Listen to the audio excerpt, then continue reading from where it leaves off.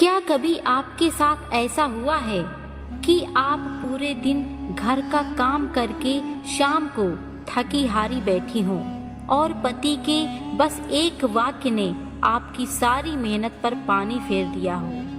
ये वीडियो सिर्फ उन्हीं पतियों के लिए नहीं है जो सुनते नहीं, यह उन पत्नियों के लिए है जो अंदर से टूट रही हैं लेकिन बोल नहीं पा रही।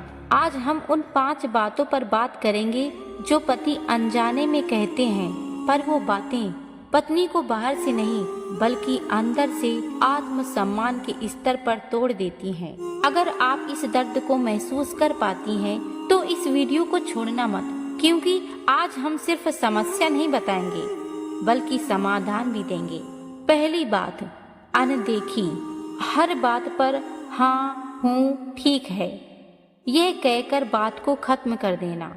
आप पूरे उत्साह से दिन भर की कोई बात बताती हैं या कोई अपनी समस्या शेयर करती हैं। आपको उम्मीद होती है कि आपका जीवन साथी आपकी बात सुनेगा और समझेगा, लेकिन जवाब क्या आता है?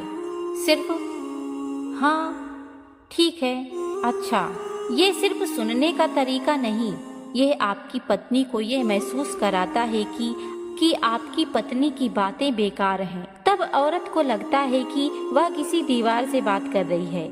इस तरह महिलाएं धीरे धीरे अकेला महसूस करने लगती हैं। अगर आप बिजी हैं तो साफ कहें, मैं अभी 5 मिनट में आता हूँ, मुझे तुम्हारी बात पूरी सुननी है। अधूरी बात सुनकर टालने से बेहतर है ईमानदारी से मना कर देना।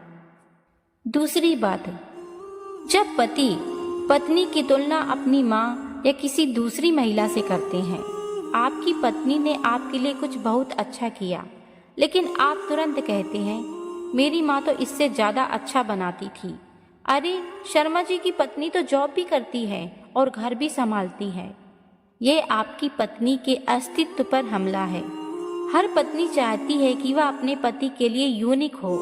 ये तुलना उन्हें हीन भावना से भर देती है और वे सोचने लगती हैं कि क्या वे कभी काफ़ी अच्छी बन पाएंगी। ये उनकी सेल्फ वर्थ को शून्य कर देता है। हर रिश्ते में कमियां होती हैं। तुलना बंद करो। अपनी पत्नी को बताएं कि वह आपके लिए क्यों खास है। उसकी तारीफ सिर्फ काम की नहीं बल्कि उसके होने की करें। तीसरी बात, शक। आर्थिक मामलों में पत्नी पर पूरा भरोसा न करना या हर खर्च का हिसाब मांगना। पत्नी ने घर के लिए कुछ जरूरी सामान लिया और आपने तुरंत पूछा, इतना पैसा कहाँ खर्च कर दिया? क्या तुम्हें लगता है ये खरीदना जरूरी था? ये सिर्फ पैसों का हिसाब नहीं है या भरोसे की कमी दर्शाता है। ये दिखाता है कि आप अपनी पत्नी को एक समझदार इंसान नहीं मानते जो अपने घर का फैसला ले सके। ये चीज उन्हें घर के मैनेजर से ज्यादा कुछ महसूस नहीं कराती। 1 महीने का बजट तय करें। अपनी पत्नी को एक सीमा के अंदर पूरी आज़ादी दें। उसे ये महसूस कराएं कि आप उस पर और उसके फैसलों पर भरोसा करते हैं। याद रखें, वह आपकी पार्टनर है, आपकी कर्मचारी नहीं। चौथी बात, इमोशनल गैस लाइटिंग। पत्नी के दुख या परेशानी को छोटी बात कहकर टाल देना। पत्नी ने कहा कि आज तनाव में हूँ या किसी बात पर मैं दुखी हूँ। आपका जवाब होता है, अरे तुम तो छोटी छोटी बातों को बड़ा बना देती हो, इतना क्या सोचना, चिल करो। इसे इमोशनल गैस लाइटिंग कहते हैं। ये आपकी पत्नी को यह महसूस कराता है कि उसकी भावनाएं मायने नहीं रखती। वह सोचने लगती है कि शायद वह सच में ज्यादा रिएक्ट कर रही है। ये चीज उन्हें भविष्य में आपसे कुछ भी शेयर करने से रोक देती है। उन्हें लगता है कि उनका दर्द नकली है।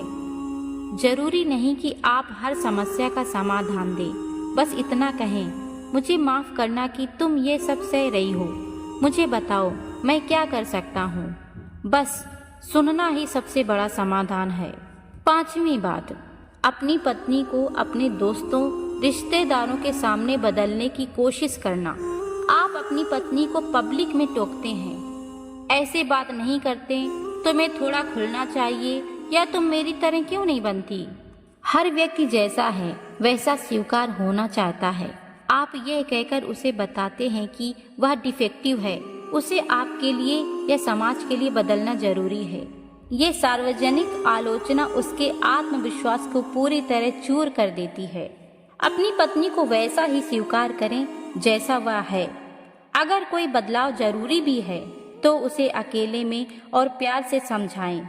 यह याद रखें, आपने उससे शादी इसलिए की क्योंकि आप उसे प्यार करते थे, ना कि इसलिए की थी कि आप उसे बदलना चाहते थे। तो दोस्तों, ये थी वो 5 बातें जो हमारे रिश्तों की नींव को खोखला कर देती है। पतियों के लिए मेरा संदेश है, पत्नी को सिर्फ गृहिणी नहीं बल्कि अपनी पार्टनर समझें। सम्मान ही प्यार की पहली सीढ़ी है। महिलाओं के लिए कहना चाहूंगी, अगर आप ये सब सह रही हैं तो अपने लिए आवाज उठाना सीखें।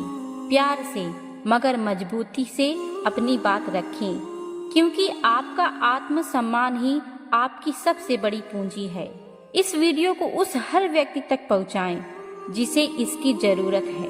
कमेंट में अपना दर्द या अनुभव जरूर शेयर करें। मैं इसी तरह महिलाओं को दुख दर्द को समझते हुए वीडियो बनाती हूँ। अगर ये वीडियो पसंद आया हो तो लाइक जरूर करें। धन्यवाद।